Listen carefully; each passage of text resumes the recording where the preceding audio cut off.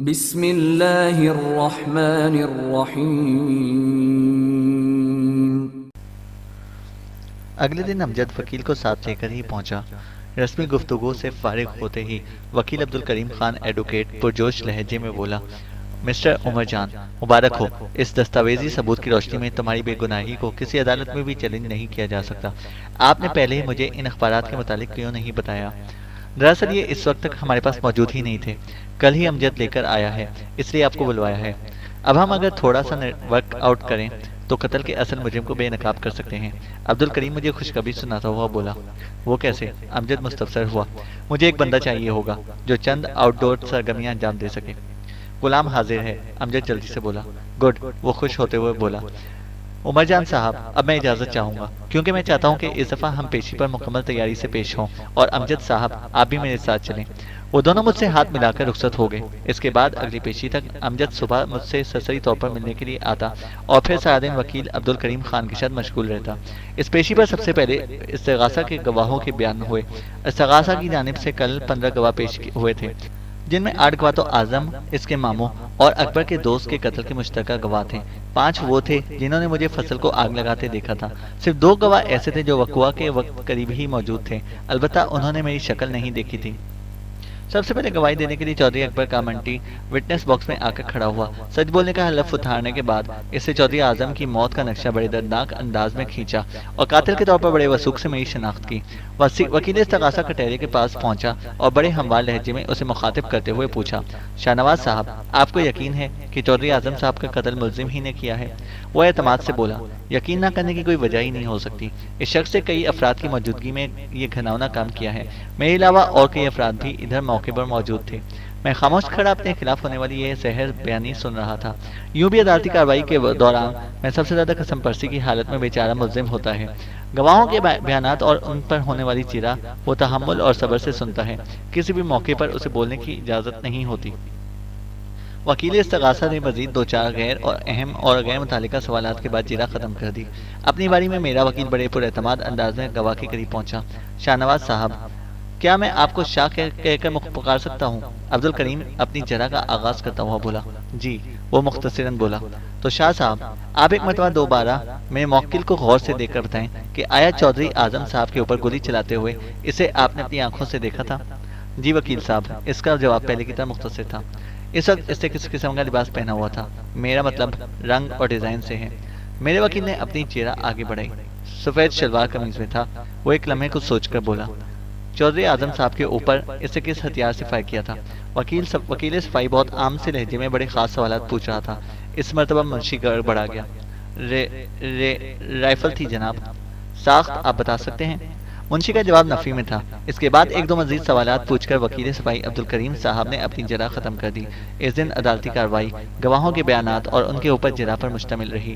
مجموعی طور پر وکیل صفائی نے گواہوں کے اس بیان کے تضاد کو اجاگر کیا جو انہوں نے میرے ہتھیار کے بارے میں دیا تھا۔ ابھی تک وکیل صفائی نے شیتل کے بھیجے ہوئے اخبارات عدالت کے سامنے پیش نہیں کیے تھے۔ اس پیشی پر بھی میری ضمانت نہ ہو سکی۔ عدالت نے آئندہ پیشی کے لیے 1 ہفتے کا ٹائم دیا، اور یہ سب بھی عبدالکریم نے اپنے تعلقات کی بدولت کرایا تھا۔ عبدالکریم کی کوشش تھی کہ میری رہائی کے ساتھ ساتھ اکبر کے گرد بھی گھیرا تنگ کیا جائے۔ امجد نے وہ ہفتہ بھی رحمان خیل میں گزارنا پسند کیا۔ میں نے 2 ماہ کی چھٹی اس لیے تولی تھی۔ مجھ سے گھر واپس جانے کا سن کر وہ مجھے مطمئن کراتے ہوئے بولا۔ منظر پھر اسی عدالت کے کمرے کا تھا۔ وکیل صفائی نے جج سے اجازت لے کر ڈرامائی انداز میں میری کہانی شروع کی۔ مختصراً جامع انداز میں میری کہانی عدالت کے سامنے بیان کرتے ہوئے وہ میرے انڈیا سے واپس آنے کی تاریخ تک پہنچا، جو کہ 10 جنوری تھی۔ اس دوران استغاثہ کا وکیل بڑے طنزیہ انداز میں مسکراتا رہا، لیکن اس وقت اس کی طنزیہ مسکراہٹ کافور ہو گئی جب ثبوت کے طور پر عبدالکریم نے انڈیا سے آئے ہوئے چیدہ اخبارات جج کے سامنے پیش کر دیے۔ جج صاحب، شاید آپ کو اور معزز سامعین کو میری سنائی ہوئی کہانی فقط ایک دلچسپ قصہ لگے۔ آپ ان اخبارات کو ملاحظہ کریں جو میرے موکل کی بے گناہی کا منہ بولتا ثبوت ہیں۔ میں نے عدالت کے قیمتی وقت کا خیال رکھتے ہوئے صرف ان تاریخوں کے اخبار معزز عدالت کو پیش کیے ہیں جن تاریخوں میں مدعی کے لواحقین قتل ہوئے ہیں۔ اگر عدالت چاہے تو فدوی اپنے موکل کی صفائی میں اس کے علاوہ بھی درجنوں اخبارات ان مخصوص تاریخوں کے علاوہ ان کے نزدیکی تاریخوں میں کے پیش کر سکتا ہوں۔ اس دن جج نے میری شخصی ضمانت قبول کرتے ہوئے کیس کا فیصلہ اگلی پیشی تک مؤخر کر دیا اور اس کے ساتھ بقایا اخبارات دیکھنے میں بھی دلچسپی ظاہر کی۔ کمرہ عدالت سے باہر نکلتے ہی فتح مسرت سے امجد اور اسلم میرے ساتھ لپٹ گئے۔ عمر جان صاحب، آئندہ پیشی پر آپ باعزت بری ہو جائیں گے انشاءاللہ۔ وکیل صفائی میری پیٹھ تھپتھپاتا ہوا بولا۔ انشاءاللہ۔ اسلم اور امجد بیک زبان ہو کر بولے۔ وکیل صاحب تو ہم سے ہاتھ ملا کر رخصت ہو گیا اور ہم تینوں رحمان خیل کی جانب پر چل پڑے۔ اس مقصد کے لیے ہم نے بس کا انتظار کرنے کی بجائے ٹیکسی ہائر کی۔ آپ کا کیا خیال ہے؟ چودھری اکبر کے اس کیس میں پھنسنے کے چانس موجود ہیں؟ اسلم امجد سے مستفسر ہوا۔ جانو کے کیس کا فیصلہ ہونے دو، اکبر کے کیس کا فیصلہ ہم خود کریں گے، امجد عجیب سے لہجے میں بولا۔ اس کا بہت سا ادار چکانا ہے۔ اسلم بھائی کے گھر کے سامنے اتر کر ہم نے ٹیکسی والے کو فارغ کیا۔ امجد تو مردانے میں چلا گیا جبکہ میں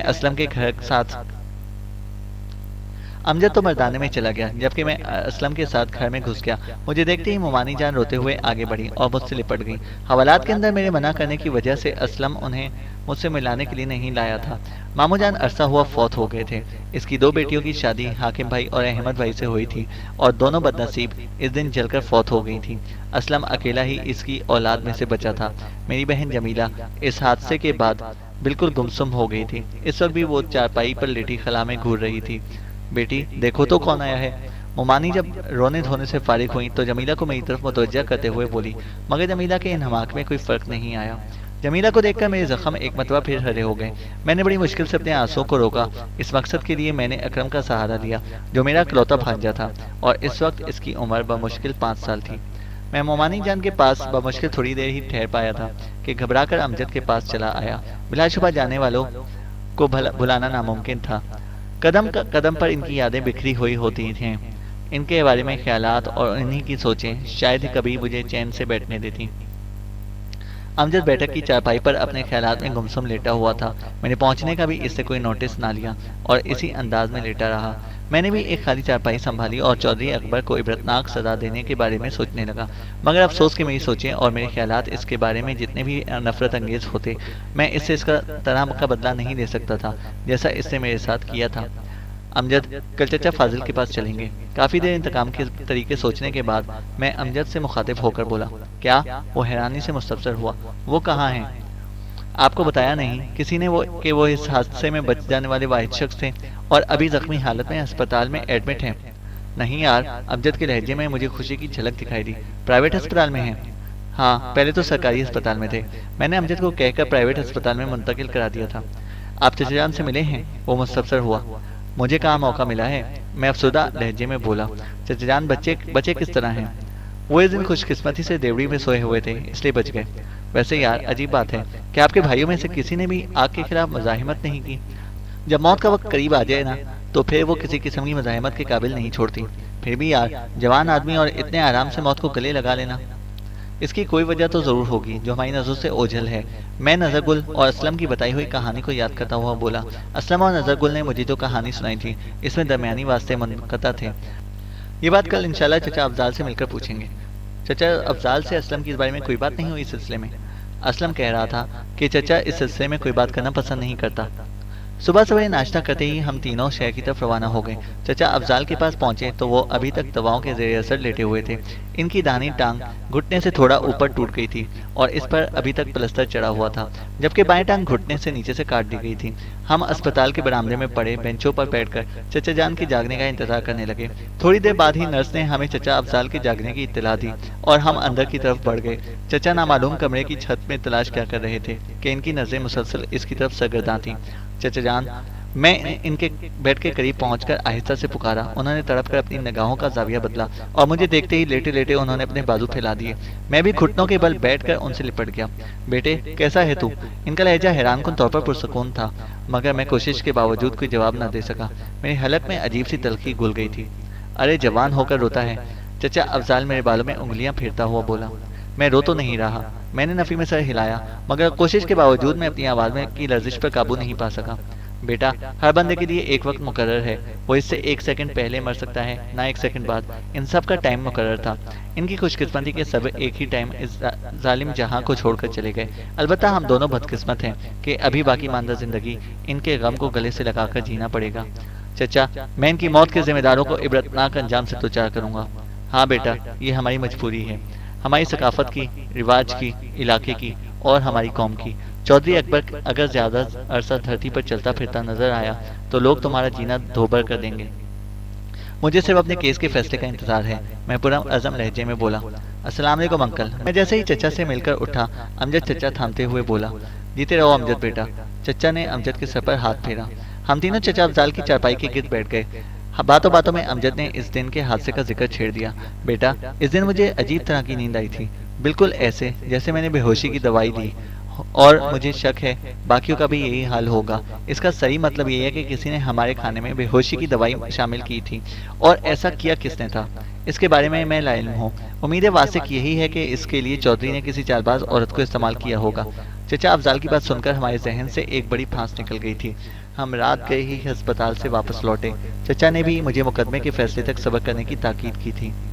آخری پیشی میں چودھری اکبر غیر حاضر تھا، اور اس کی وجہ گزشتہ پیشی پر میرے وکیل کے پیش کردہ وہ دلائل تھے جو مجھے بغیر کسی شبے کے بے گناہ ثابت کر رہے تھے۔ عدالت نے رسمی کارروائی کے بعد میری باعزت رہائی کا اعلان کر دیا، اور اس کے ساتھ جھوٹی گواہی دینے والوں اور چودھری اکبر سے باز پرس کا حکم دے کر عدالت کی کارروائی برخاست کر دی۔ ہم وہاں سے سیدھا چچا افضال کے پاس یہ خوشخبری سنانے پہنچے۔ وہ بھی یہ سن کر بہت خوش ہوا۔ اب تمہارا کیا ارادہ ہے؟ واپسی پہ امجد مستفسر ہوا۔ ارادہ کیا ہونا ہے؟ اگر پولیس ساتھ دیتی تو چودھری اکبر کو اپنے بھائی کے قتل میں بھی رگیدا جا سکتا تھا۔ آپ اپنے گھر والوں کے قتل کی ایف آئی آر تو کٹوائے نا، باقی سارے قتل وہ موذی خود مان لے گا۔ نہیں، میں نے نفی میں سر ہلایا، وہ میرا اور اس کا اپنا حساب کتاب ہے، اور میں خود ہی چکاؤں گا۔ میں بھی تیرے ساتھ ہوں یار، امجد جوش سے بولا، اور ہم اسے کیفر کردار تک پہنچانے کی منصوبہ بندی کرنے لگے۔ اس واردات کے لیے ضروری ہے کہ اس کے قتل کے وقت آپ کی موقع سے غیر حاضری کا ثبوت موجود ہو۔ وقت آنے دو، وہ بھی ہو جائے گا۔ اور امجد خلوص سے بولا، انشاءاللہ۔ صبح امجد کے سرا پر ہم دونوں زمینوں پر چلے گئے۔ یہ دیکھ کر ہم دونوں کی حیرت کی انتہا نہ رہی کہ گندم اور چنے کی فصل بڑی اچھی اور گھنی نظر آ رہی تھی۔ یار، یہ آپ کے بھائیوں نے ہی کاشت کی تھی نا؟ امجد مستفسر ہوا۔ اور کون ہو سکتا ہے؟ کتنی عجیب بات ہے، اس کے لہجے میں تعصب تھا۔ فصل کاشت کرتے وقت انہیں گمان بھی نہ ہوگا کہ فصل پکنے سے پہلے ہی وہ چلے جائیں گے۔ ہاں، میں نے ٹھنڈی سانس بھری اور چنے کے خوبصورت پودے کے اوپر والے حصے کو توڑنے کے لیے جھکا۔ یوں بھی چنے کے سرسبز پودے کی کوپلوں کو ہمارے لوگ بڑی رغبت سے کھاتے ہیں، ان کی لذیذ چٹنی بھی بنتی ہے، لیکن اس وقت جھکنا میری جان بچا گیا۔ شوں کی آواز کے ساتھ گولی اوپر سے گزر گئی۔ سیدھا کھڑے ہونے کی صورت میں گولی نے میری چھاتی میں لگنا تھا۔ میں نے کھڑے ہونے کی بیوقوفی نہیں کی اور اسی جگہ لیٹ گیا۔ امجد نے بھی لیٹنے میں دیر نہیں لگائی۔ نیچے لیٹ کر ہم نے اندازہ لگایا گولی بائیں ہاتھ موجود درختوں کے جھنڈ سے چلائی گئی تھی۔ ماجد صاحب، اب کیا کریں؟ ہتھیار کے نام پر ہمارے پاس گلیل بھی نہیں ہے۔ ہم دونوں منصوبے بناتے رہے اور چودھری اکبر کر گزرا۔ مجھے کیوں کوس رہے ہو؟ انڈیا کے اخبارات تیرے کارناموں سے بھرے ہوئے ہیں، یہاں بھی کوئی تیر چلا دو۔ وہ بھی چلا لیں گے اگر فائر کرنے والا نزدیک آ جائے کہ اس نے ہم سے حجامت کرانی ہے۔ اس کی بات پر مجھے بے اختیار ہنسی آ گئی۔ اس مشکل وقت میں اس کی شوخی لوٹ آئی تھی۔ اچھا چھوڑو اس بکواس کو اور اس جگہ سے کھسکنے کی کوشش کرو۔ ہم یہاں پر محفوظ نہیں ہیں۔ اگر ہم دائیں ہاتھ موجود منڈیر کے پیچھے ہو جائیں تو اس جگہ سے دور نکل سکتے ہیں۔ یہ الفاظ میں منہ میں تھے کہ فضا میں ٹرٹراہٹ کی آواز گونجی۔ کلاشنکوف سے چلائے گئے برس کی گولیاں ہمارے دائیں بائیں موجود منڈیر میں ٹکرائیں۔ گولیاں چلانے والے نے یہ گولیاں اگر درخت کے اوپر سے چلائی ہوتی تو ہمارا بچنا مشکل تھا۔ 250-300 میٹر کے فاصلے سے کلاشنکوف کی گولی کے خطا ہونے کا سوال ہی پیدا نہیں ہوتا۔ خصوصاً ہمارے گنڈا پوئی تو یوں بھی نشانے باز تھے کہ ہوش سنبھالنے کے ساتھ ہی وہ ہتھیار سنبھال لیتے تھے۔ یہ گدھا اگر درخت پر چڑھ کر ہمیں نشانہ بنانے کی کوشش کرتا تو کامیاب ہو گیا ہوتا۔ امجد نے وہی بات کی جو میں نے سوچی تھی۔ اب اس کی بیوقوفی کو چھوڑو اور کھسکنے کی کرو۔ یہ کہتے ہی میں نے منڈیر کی طرف رینگنا شروع کر دیا۔ امجد بھی میرے ساتھ تھا۔ منڈیر کی جڑ میں پہنچ کر میں نے 1 2 3 کہا اور ہم دونوں نے مینڈک کے انداز میں لمبی چھلانگ لگائی اور منڈیر کے سرے پر پہنچ گئے۔ اگلی چھلانگ میں ہم دونوں فرنٹ رول کرتے ہوئے منڈیر کراس کر گئے تھے۔ ہمارے اس ایکشن کے دوران کلاشنکوف پھر گرجی، مگر ہم کسی بھی قسم کے نقصان سے بچ گئے۔ اب جھک کر اس سمت نکلنے کی کوشش کرتے ہیں، کیونکہ اس بڑے کھیت کے ختم ہوتے ہی بڑا برساتی نالہ ہے، وہاں پر ہمارے چھپنے کی بہت سی جگہیں ہیں۔ یہ کہتے ہی میں نے جھکے جھکے انداز میں اس جانب پیش قدمی کی۔ امجد نے میرا ساتھ دیا۔ وہ گندم کا کھیت تھا اور کافی گھنا تھا۔ اگر ہم اس میں لیٹے جاتے تو ہمیں ڈھونڈنا مشکل ہو جاتا۔ یہی بات جب دوڑتے دوڑتے امجد نے کہی تو میں اسے جھڑکتے ہوئے بولا، بیوقوف، ہم گھیر لیے جائیں گے اور چوہے کی موت مریں گے۔ چوہے کے ساتھ رہ کر تو بندہ چوہے کی موت ہی مرے گا نا۔ وہ بھلا کہاں خاموش رہنے والا تھا، لیکن میں نے اسے جواب دینے کی ضرورت محسوس نہ کی۔ کھیت کی منڈیر سے ہم 20-25 گز ہی دور تھے کہ کلاشن کوفیں ایک مرتبہ پھر گرجی۔ اس دفعہ 2 گنوں سے فائر کیا گیا تھا۔ ہمیں ایک مرتبہ پھر لیٹنا پڑا۔ پیچھے مڑ کر دیکھنے پر ہمیں پچھلے کھیت کی منڈیر پر 2 آدمی کھڑے نظر آئے۔ یہ تو صرف 2 نظر آ رہے ہیں، امجد مستفسر ہوا۔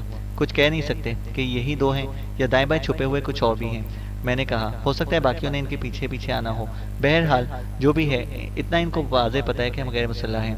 یہ تو سامنے کی بات ہے مسٹر تجزیہ نگار، جب ہم جوابی فائر نہیں کریں گے تو 2 اور 2 4 کی طرح یہ بات واضح ہو جائے گی۔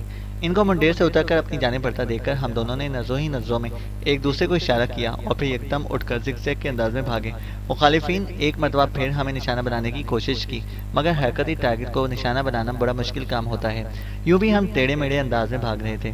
ہمارا اگلا قدم کہاں پڑے گا اس سے ہم خود بھی اچھی طرح واقف نہیں تھے، تو مخالف کا اندازہ لگاتے۔ منڈیر کی آدھی چڑھائی کراس کرتے ہی ہم دونوں نے پانی میں ڈائیو کرنے کے انداز میں ہاتھ آگے بڑھاتے ہوئے کچی زمین پر چھلانگ لگائی اور رول کرتے ہوئے نالے میں اترتے چلے گئے۔ جیسے ہی ہمارے جسموں کی موومنٹ رکی، ہم دونوں اچھل کر کھڑے ہوئے اور سامنے چند قدم کے فاصلے پر موجود کھگل، ہماری مقامی زبان میں ایک درخت کا نام ہے جس کے اوپر کانٹے نہیں ہوتے، عام جسامت میں یہ کیکر کے مشابہ ہے۔ اس کی لکڑی جلانے چھتوں وغیرہ کے اوپر ڈالنے اور کھیتی باڑی کے اوزار بنانے کے کام آتی ہے۔ جھاڑیوں کی گھنی جھاڑیوں میں گھس گئے۔ تھوڑا سا آگے جا کر ہم دونوں رکے اور اپنا سانس ہموار کرنے لگے۔ میرا خیال ہے یہی جگہ ان کے انتظار کرنے کے لیے مناسب ہے، امجد گویا میرا ذہن پڑھتے ہوئے بولا، اور ہم دونوں ایک گھنی جھاڑی کے اندر گھس کر بیٹھ گئے۔ تھوڑی دیر بعد ہی ہمیں ان کی دھیمی باتوں کی گونج سنائی دینے لگی۔ وہ دونوں پشتوں میں بات چیت کر رہے تھے۔ منشی سے مشکل دچا اوس منگتا ملوشی، منشی صاحب مشکل ہے کہ اب وہ ہمیں مل جائیں، چرتا ہم نہ شیر تلے کہیں بھی نہیں جا سکتے۔ مجھے منشی شاہ نواز کی منحوس آواز سنائی دی۔ نالے کے دونوں سائڈوں پر ہمارے بندے ان کی تاک میں بیٹھے ہیں۔ مجھے پتا تھا کہ وہ اس راستے سے بھاگنے کی کوشش کریں گے۔ وہ دونوں باتیں کرتے ہوئے ہماری جانب بڑھ رہے تھے۔ اچانک کلاشنکوف کی تڑتڑاہٹ فضا میں گونجی اور ایک لمحے کے لیے تو ہم دونوں نے سوچا کہ ہم دیکھ لیے گئے، مگر پھر ان کی بات سن کر مجھے اطمینان سا ہو گیا۔ منشی کے ساتھی نے پوچھا، ولے سچلوشو، کیوں، کیا ہو گیا؟ کچھ نہیں، یوں ہی ان کو ڈرانے کے لیے فائر کیا ہے تاکہ راستے میں رکنے کی حماقت نہ کریں۔ وہ بے وقوف عام مقامی نفسیات کو مد نظر رکھتے ہوئے یہ سوچ رہا تھا کہ ہم دونوں چونکہ غیر مسلح تھے اس لیے لازماً بھاگنے کی کوشش کریں گے۔ وہ تیز قدموں سے چلتے ہمارے قریب آتے جا رہے تھے۔ ہمارے غیر مسلح ہونے کی وجہ سے وہ تھوڑے سے بے پرواہ بھی تھے۔ یہ نہ ہو وہ دوسری سمت نکل گئے ہوں، منشی کے ساتھی نے تشویش ظاہر کی۔ اس وقت تک وہ اس جھاڑی کے قریب پہنچ گئے تھے جس سے ہم چھپے ہوئے تھے۔ ناممکن، منشی نے نفی میں سر ہلایا۔ عمر جان اس علاقے کا بندہ ہے اور اسے پتا ہے کہ دوسری جانب چھپنے کے لیے کوئی خاص جگہ میسر نہیں ہے۔